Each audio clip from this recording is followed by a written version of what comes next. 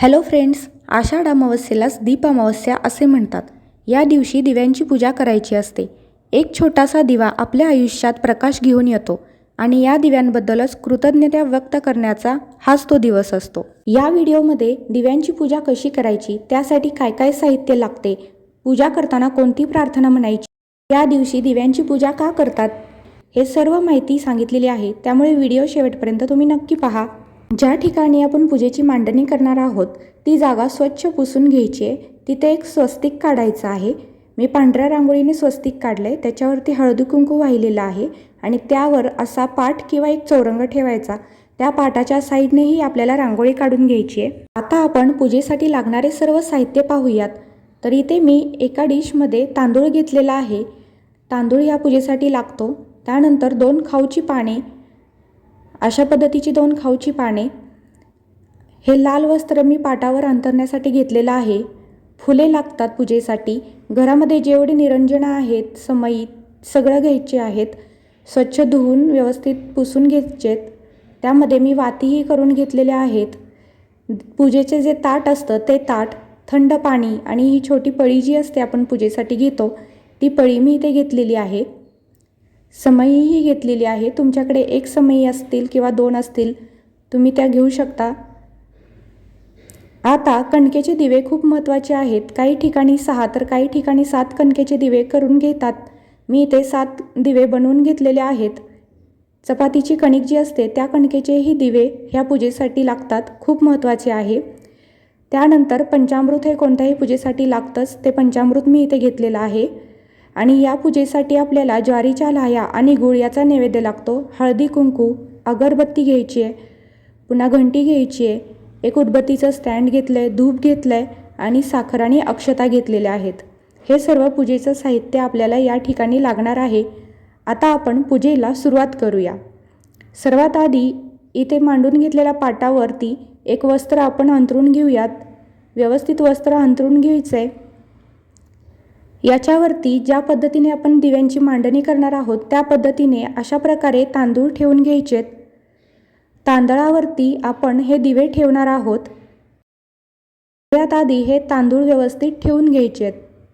मी अशा पद्धतीने इथे दिव्यांची मांडणी करणार आहे. व्यवस्थित तांदूळ ठेवून घ्यायचेत. आता सर्वात आधी आपण गणपती पूजन करणार आहोत. मी इथेही सुपारी गणपती म्हणून घेणार आहे. सर्वात आधी शुद्धोदक स्नानम करून घ्यायचं आहे. त्यानंतर पंचामृत स्नानमही करून घ्यायचं आहे.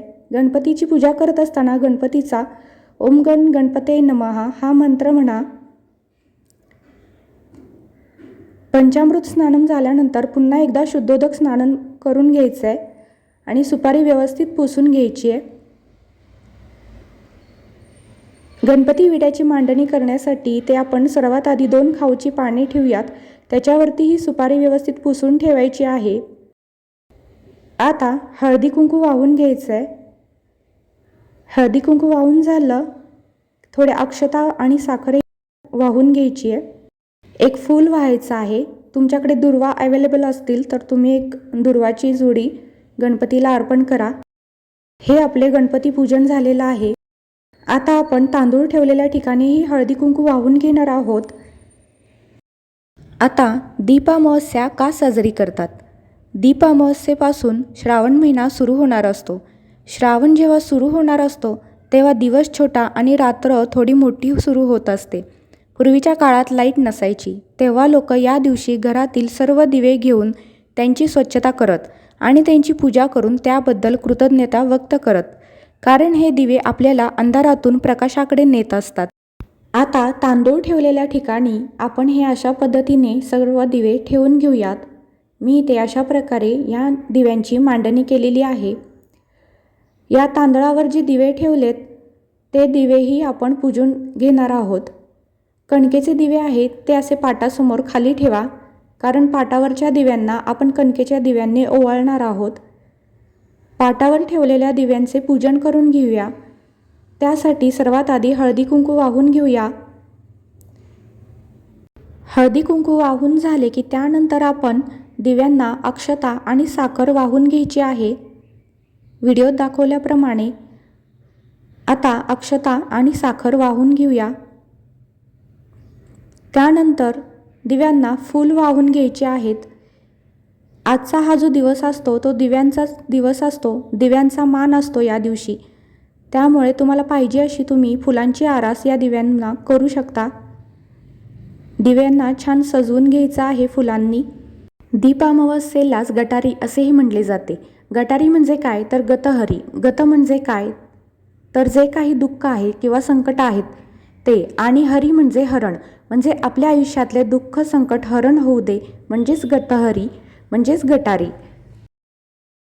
आणि हे गतहरी होण्यासाठी लोक दिव्यांची म्हणजेच अग्निदेवतेची पूजा करायचे.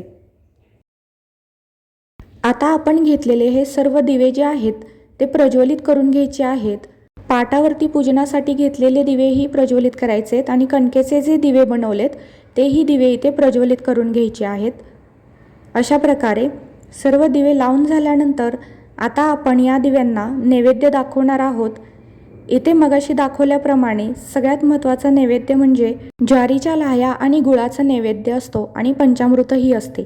त्यासाठी सर्वात आधी खाली पाण्याने असा चौक आखून घ्यायचा आहे. त्या ठिकाणी नैवेद्याच्या वाट्या ठेवून घ्यायच्यात आणि हातावर पाणी घेऊन नैवेद्य दाखवून घ्यायचा आहे. अशा पद्धतीने नैवेद्यही आपला दाखवून झाला आहे. आता ह्या दिव्यांनी, जे कणकेचे दिवे आहेत त्या कणकेच्या दिव्यांनी आपल्या पाठावरच्या दिव्यांना ओवाळून घ्यायचं आहे. ओवाळून झाल्यानंतर इथे उदबत्ती प्रज्वलित करून घ्यायची आहे. धुपानेही ओवाळून घ्यायचं आहे. मी या ठिकाणी आणखीन फुलांची आरास करून घेतली आहे, तुम्ही बघू शकता. आता घंटीही वाजवून घेऊया. घंटी वाजवून झाल्यानंतर हात जोडून आपल्याला प्रार्थना करायची आहे. या दिव्यांची पूजा करून झाल्यानंतर आपल्याला जी प्रार्थना करायची आहे ती म्हणजे शुभं करोति कल्याणम या स्तोत्राचे पठण करायचे आहे. दिव्या दिव्या दीपोत्कार, कानी कुंडले मोतीहार, दिव्याला पाहून नमस्कार, ही प्रार्थना आपल्याला करायची आहे. या दिव्यांमध्ये एकतरी दिवा तुपाचा ठेवावा, कारण हा दिवा लक्ष्मीला प्रिय असतो. दिवा म्हणजे अग्निदेवता आहे. त्यांनाही आपल्याला प्रार्थना करायची आहे की माझ्याही आयुष्यात जो काही अंधकार आहे तो नाहीसा होऊ दे आणि माझ्याही जीवनात प्रकाश पडू दे. तर अशा प्रकारे दीप अमावस्येला आपल्याला ही पूजा करायची आहे. ही पूजा इथे पूर्ण झालेली आहे, तुम्ही बघू शकता. ही पूजा तुम्हाला कशी वाटली, हा व्हिडिओ कसा वाटला मला कमेंट करून नक्की सांगा. आवडला असेल तर एक लाईक आणि शेअर जरूर करा. चॅनेल सबस्क्राईब केला नसेल तर नक्की सबस्क्राईब करा. पुन्हा भेटूया पुढच्या व्हिडिओमध्ये. धन्यवाद.